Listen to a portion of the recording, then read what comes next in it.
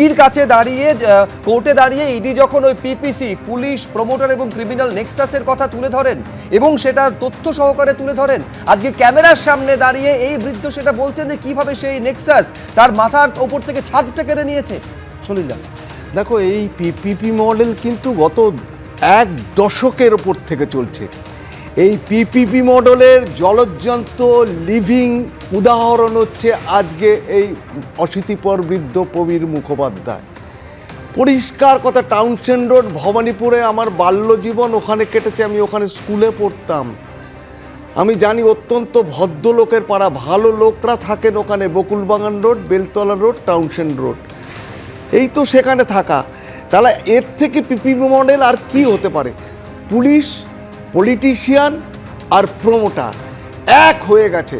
আজকে মানুষের ট্রাস্ট, বিশ্বাস এই পুলিশ ডিপার্টমেন্টের প্রতি আজকে শ্যাটার্ড।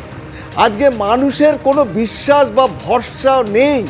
তুমি যেখানেই যাও, তোমার একটা মোবাইল চুরি গেলে, শুভ্রজিৎ আমি তোমাকে বলছি, মোবাইল চুরি গেছে সেই কথা তুমি বলতে পারবে না পুলিশের কাছে, তোমাকে বলতে হবে আমার মোবাইলটা হারিয়ে গেছে।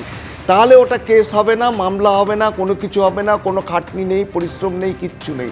তোমার একটা ডায়েরি করে ডায়েরি নম্বরটা দিয়ে ওইটা দিয়ে তুমি আবার সিমটা পেয়ে যাবে, আর মোবাইল নিজের পয়সায় কিনে নাও গিয়ে। এই যে একটার পর একটা দুর্নীতি, একটা দুর্নীতির কারখানা ছিল আগের রাজ্য সরকার, সব একসঙ্গে বেরোচ্ছে। মানুষের দেখো, মানুষ ব্যাংক ভেরিফাই করছে, ব্যাংক থেকে লোন নেওয়া হচ্ছে, তারপরে দেখা যাচ্ছে সেখানে কোনো পারমিশন নেই, কোনো স্যাংশন নেই। সেই সমস্ত ফ্ল্যাট ওনাররা কি, তুমি সায়েন্টিস্ট বলো, বৈজ্ঞানিক বলো, অধ্যাপক বলো, সরকারি অফিসার বলো, সবার সঙ্গে চিট করা হয়েছে। এই যে তোমার এই যে পলিটিকো ক্রিমিনো পুলিশ নেক্সাস আজকে কোন জায়গায় নিয়ে গেছে এই পলিটিক্যাল পার্টি, এই তৃণমূল সরকার, আগের সরকার।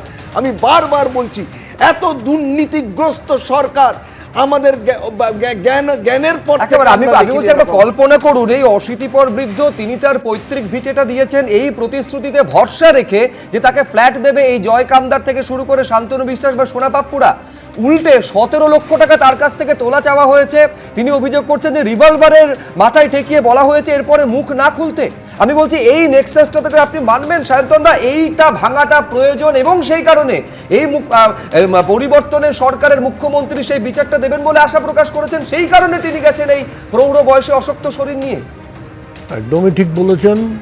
একজন বয়স্ক মানুষ, প্রবীণ নাগরিক আমাদের রাজ্যেরই, তিনি যেভাবে প্রতারিত হয়েছেন এবং যেখানে প্রতারিত হয়েছেন ওটা কিন্তু আগের মুখ্যমন্ত্রীর কেন্দ্র, বর্তমান মুখ্যমন্ত্রীর কেন্দ্র যেমন, তেমন আগেরও মুখ্যমন্ত্রীর কেন্দ্র। শ্রীমতী মমতা বন্দ্যোপাধ্যায় 15 বছর ওখান থেকে নির্বাচিত প্রতিনিধি ছিলেন। সেখানে এইভাবে এই যে নামগুলো বলছেন যারা এখন ইডির হেফাজতে আছে, জয় কামদার, শান্তনু সিনহা, বিশ্বাস, এদের যে সিন্ডিকেট, সেই সিন্ডিকেট ওখানে মানুষকে প্রতারণা করেছে। এটা আমরা জানতাম, আপনারাও দেখিয়েছেন মিডিয়ায় যে এর আগে আসেনি বিষয়গুলো তা নয়, কিন্তু কেউ প্রতিবাদ করার সাহস পেত না, কেউ সত্যিটা বলার সাহস পেত না। কেন পেত না? তার কারণ ওটা স্বয়ং মুখ্যমন্ত্রীর কেন্দ্র, মুখ্যমন্ত্রীর স্নেহভাজন তারা। যেমন কালকে বেহালা থেকে তৃণমূলের এক কাউন্সিলর গ্রেপ্তার হয়েছে, তার নাম সুদীপ পোল্লে। ওখানে একটা নাম করা তোলাবাজ ক্রিমিনাল, তাকে প্রাক্তন মুখ্যমন্ত্রী ফেসবুক বার্তায় বলছেন ও তো ভালো ছেলে, ওকে কেন ধরা হয়েছে? এই যে তার দুষ্টু দুষ্টু ভালো ভালো ছেলেরা যারা দীর্ঘ 15 বছর ধরে পশ্চিমবঙ্গের সমস্ত মানুষের ওপর, আবালো বৃদ্ধ বনিতার ওপর অসীম অত্যাচার করেছে, যে কারণে মানুষ মুখ খুলে এতদিন কিচ্ছু বলতে পারেনি, বিচার চাওয়া তো দূরের কথা, ভাগ্যের পরিহাস ভেবেছে যে আমাদের ভাগ্যে এটাই আছে, এটাই আমাদের ভবিতব্য। নতুন সরকার এসছে, শুভেন্দু অধিকারীর নেতৃত্বে একটা সরকার এসছে যিনি সকলের মুখ্যমন্ত্রী নিজেকে প্রথম দিনই বলেছেন। এবিপি আনন্দ, এগিয়ে থাকে, এগিয়ে রাখে।